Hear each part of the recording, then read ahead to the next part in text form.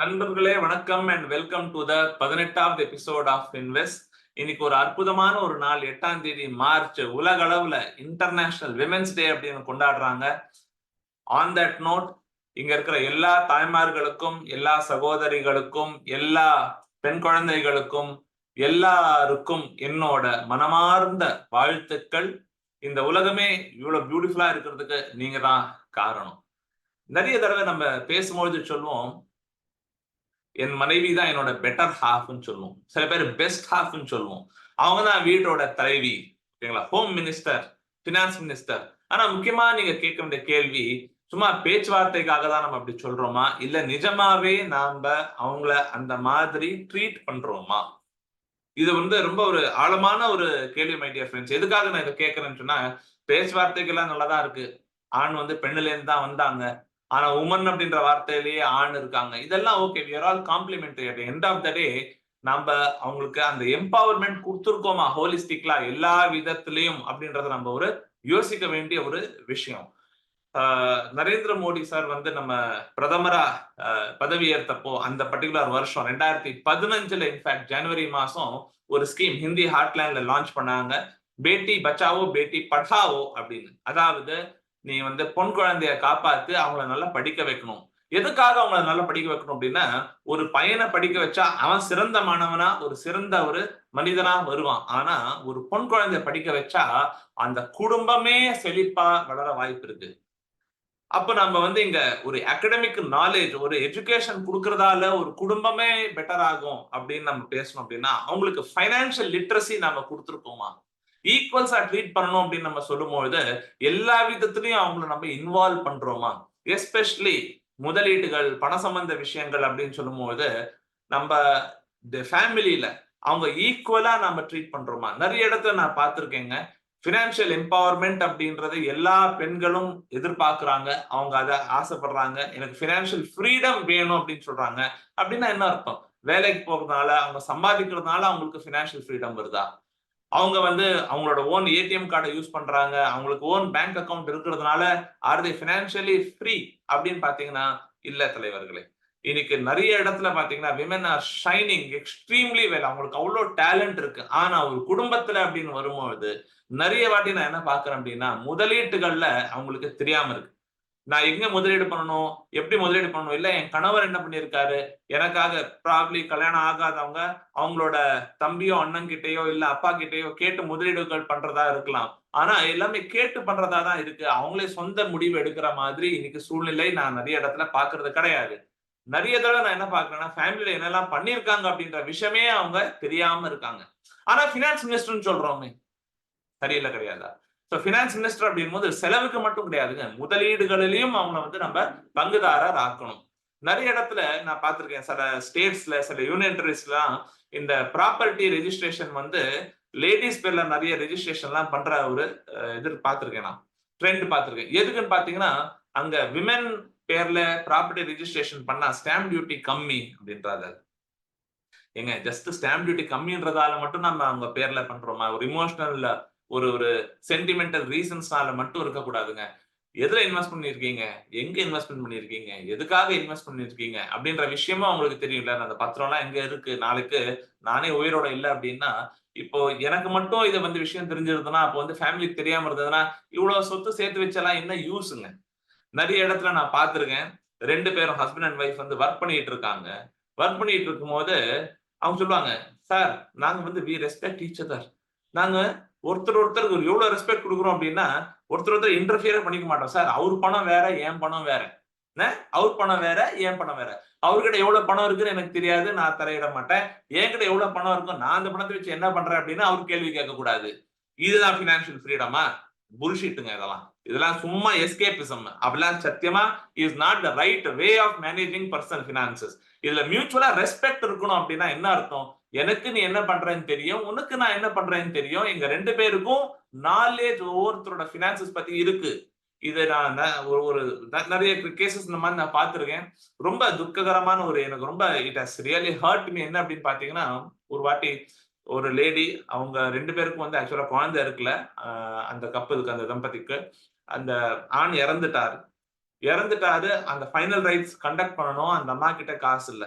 எதிர்ல வந்து வீட்டு எதிர்ல வந்து பேங்க் இருக்கு. அந்த பேங்க் அக்கவுண்ட்ல அவங்க அக்கவுண்ட் வச்சிருக்காங்க. ஹஸ்பண்ட் அக்கவுண்ட் இருக்குன்னு தெரியும். அங்க போய் கேக்குறாங்க அந்த பேங்க்ல. இந்த மாதிரி ஹஸ்பண்ட் இறந்துட்டாரு. இதுல அக்கவுண்ட்ல காசு இருக்கா? எனக்கு வித்ட்ரா பண்ண முடியுமா? என் ஃபைனல் ரைட்ஸ்க்கு காசு வேணும் அப்படிங்கும்போது பேங்க் மேனேஜர் ரொம்ப ரொம்ப கஷ்டப்பட்டு சொல்றாரு. இல்லம்மா பண்ண முடியாது. ஏன்னா உங்க பேர்ல அக்கவுண்ட் இல்ல. உங்க ஹஸ்பண்ட் பேர்ல தான் அக்கவுண்ட் இருக்கு. அவரு பேர்ல அக்கவுண்ட்ல காசு இருந்தா கூட நான் உங்களுக்கு ஹெல்ப் பண்ண முடியாது வித்ட்ரா பண்றதுக்கு. ஏன்னா அவர் தான் கையெழுத்து போடணும். நீங்க தான் நாமினி. ஆனா நாமினிக்கு இந்த பவர் ஆஃப் வித்ட்ராவல் கிடையாது. நீங்க வேணா ஏடிஎம்ல இருந்து காசு எடுத்துக்கோங்களேன் அப்படின்றாரு. ஏடிஎம்ல இருந்து எவ்வளவுங்க எடுக்க முடியும்? 25,000, 50,000 அதுக்கு மேல எடுக்க முடியாது இல்லையா? இதோட பிரச்சனை என்னன்னா, இங்க ஏடிஎம் ஓட பின் என்னன்னு அந்த அம்மாக்கு தெரியாது. ஏடிஎம் பின் தெரிஞ்சா போய் அட்லீஸ்ட் அமௌண்ட் அட்லீஸ்ட் வித்ட்ரா பண்ணிருக்கலாம். அதுவும் முடியல. சரி சார், டெபாசிட்லாம் இங்க வச்சிருக்கோமே, எஃப்டிஸ் எல்லாம் இருக்கேன்னா, ஆமா ஜாயிண்ட் அக்கவுண்ட் உங்க 2 பேருக்கும் எஃப்டி ஜாயிண்டா போட்டிருக்கீங்க. ஆனா அந்த ஜாயிண்ட் அக்கவுண்ட்ல 2 பேரும் கையெழுத்து போட்டாதான் இதை பிரேக் பண்ணி எடுக்க முடியும். அவரோட கையெழுத்து இப்ப எப்படி வாங்க முடியும்? 2வது அவரு உயிரோட இல்ல அப்படின்ற டாக்குமெண்ட் எப்படி சப்மிட் பண்ண முடியும்? டெத் சர்டிபிகேட் அதெல்லாம் நீங்க சப்மிட் பண்ணாதானே அந்த பணத்தை எடுக்க முடியும். பணம் இருந்தும் என்ன யூஸ்ங்க? யூஸ் பண்ண முடியாம போயிடுது இல்லையா? So it is very very important. இந்த மாதிரி சூழ்நிலைகள்ல they have to be aware. பணம் எங்க இருக்கு? எங்க பேங்க் அக்கவுண்ட் இருக்கு? அது எப்படி ஆபரேட் பண்ண முடியும்? இதெல்லாமே வந்து நான் என்ன சஜஸ்ட் பண்ணுவேன் அப்படின்னா, ஒரு டாக்குமெண்ட்ல நீங்க எதுல கம்ஃபர்டபுளா இருக்கீங்களோ அப்படி பண்ணுங்க. ஒரு டைரியில இதுல எழுதலாம். இல்ல எக்ஸல் ஷீட்ல இதெல்லாத்தையும் டாக்குமெண்ட் பண்ணுங்க. எங்கெல்லாம் பேங்க் அக்கவுண்ட் இருக்கு? அந்த பேங்க் அக்கவுண்டோட கஸ்டமர் ஐடி என்ன? பாஸ்வேர்டு என்ன? எனக்கு இன்டர்நெட் பேங்கிங் பிடிக்காது. எனக்கு ஏடிஎம் யூஸ் பண்ண பயம் அப்படின்னு எடுக்காம இருக்க கூடாதுங்க. கண்டிப்பா எடுங்க. ஏன்னா நாளைக்கு இந்த மாதிரியான ஒரு அவசர தேவைக்கு பணம் வேணும் அப்படிங்கும்போது கண்டிப்பா இது உதவும். சரிங்களா? சோ இதெல்லாமே ஒரு இடத்துல டாக்குமெண்ட் பண்ணணும். எத்தனை பேங்க் அக்கவுண்ட் இருக்கோ, எங்கெங்க இருக்கு, என்னென்ன branch, bank name, branch name, bank account number, அதுக்கப்புறமா அதோட பின் என்ன, யூசர் நேம் என்ன, பாஸ்வேர்டு என்ன, ஏடிஎம் கார்டு நம்பர் என்ன, ஏடிஎம் பின் என்ன, இது எல்லாத்தையும் வரிசைப்படுத்துங்க. அடுத்தது எதெல்லாம் முதலீடு பண்ணிருக்கீங்க? அது ப்ராப்பர்ட்டிலயா, ஷேர்ஸ்லயா, மியூச்சுவல் ஃபண்ட்லயா, இன்சூரன்ஸ்லயா, எதெல்லாம் முதலீடு பண்ணிருக்கீங்களோ அதையும் வந்து நீங்க பட்டியலிடுங்க.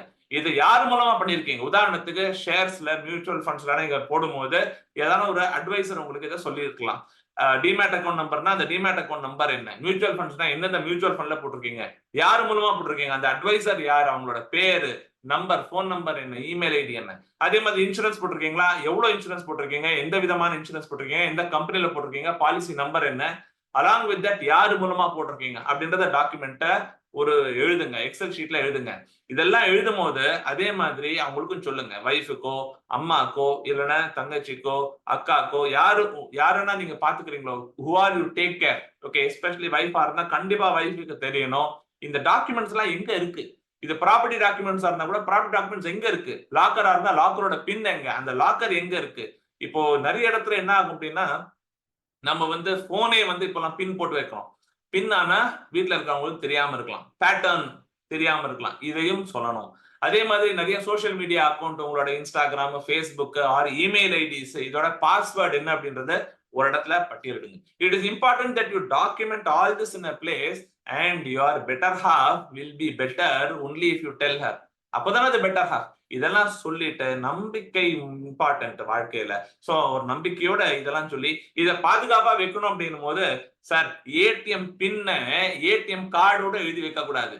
ஆனா சேஃப் இன்னொரு இடத்துல எழுதி வைக்கலாம். Maybe if you are so worried, அந்த எக்ஸல் ஷீட்டுக்கு பாஸ்வேர்ட் ப்ரொடெக்ஷன் கொடுத்துருங்க. அந்த பாஸ்வேர்டை உங்க 2 பேருக்கும் ஹஸ்பண்ட் அண்ட் வைஃப் தெரிஞ்சிருக்கணும். உங்க 2 பேருக்கும் இது ஈஸியா ரீகால் பண்ண முடியுமோ அந்த மாதிரியான டேட் ஆஃப் பர்த், ஆனிவர்சரி டேட்டோ, செல்ல பேரோ, whatever is there, give some good password and safely protected. It is very very very important that நம்ம இல்லைன்னா நம்ம சொத்து, நம்ம நியர் அண்ட் டியர் அவங்களுக்கு போகணும் அப்படின்னா இதெல்லாம் ஒரு இடத்துல ப்ராப்பரா டாக்குமெண்ட் தான் பண்ணாதான் இதெல்லாம் போக முடியும். சும்மா பினான்சியல் எம்பவர்மெண்ட் அப்படின்னு சொல்லிட்டு பினான்சியல் லிட்ரஸி அவங்களுக்கு கொடுக்காம இருந்தோம்னா அப்ப என்னங்க financial empowerment? It is extremely important that எதுக்காக நாம ஒரு இடத்த முதலீடு பண்ணியிருக்கோம், எங்க பண்ணியிருக்கோம், எப்படி பண்ணியிருக்கோம் அப்படின்ற விஷயத்துல எல்லாம் அவங்களை இன்வால்வ் பண்ணணும். They have to be a critically important decision maker with respect to where, how and when the money is invested. On that note, இத சின்ன வயசுல இருந்தே நீங்க பண்ண ஆரம்பிச்சீங்கன்னா, இப்போ பொன் குழந்தை பிறந்ததுன்னு சொல்லுவாங்க, தங்கம் சேர்த்து வை. பெண்ணு பிறந்துச்சுன்னா பொண்ணு சேர்த்து வைக்கணும் அப்படின்லாம் சொல்லுவாங்க. அந்த பெண் குழந்தைக்காக பொண்ணு சேர்த்து வைக்கும் போது, இல்ல நீங்க போஸ்ட் ஆபீஸ்ல ஒரு சுகன்யா சம்ரிதி யோஜனா அக்கௌண்ட்ல ஓபன் பண்ணி அதுக்காக பணம் சேர்த்து வைக்கும் போது, அதே மாதிரி அவங்களுக்கு இந்த பணத்தை எப்படி யூஸ் பண்ணணும், பினான்சியல் மேனேஜ்மெண்ட் ஸ்கில்ஸையும் அவங்களுக்கு சின்ன வயசுல இருந்தே சொல்லிக் கொடுங்க. நீங்க பண்ற மிக மிக பெரிய ஒரு உதவி அதுவா தான் இருக்கும் அந்த குழந்தைக்கு. So that she becomes financially empowered to take her own financial decisions in her life. So on that note, my dear friends, women empowerment எல்லாரும் பேசும்பொழுது ஃபைனான்சியலி அவங்கள எம்பவர் பண்ண வேண்டிய பொறுப்பு ஒரு தகப்பனாக, ஒரு சகோதரனாக, ஒரு loved one as a good husband. It is our responsibility to ensure that the responsibility of the family is equally shared by everyone in the family. So on that note, my dear friends, wishing you all a fantastically great International Women's Day and my gratitude to all the women folk out there. Nandri, vanakkam. Thank you. Jai Hind.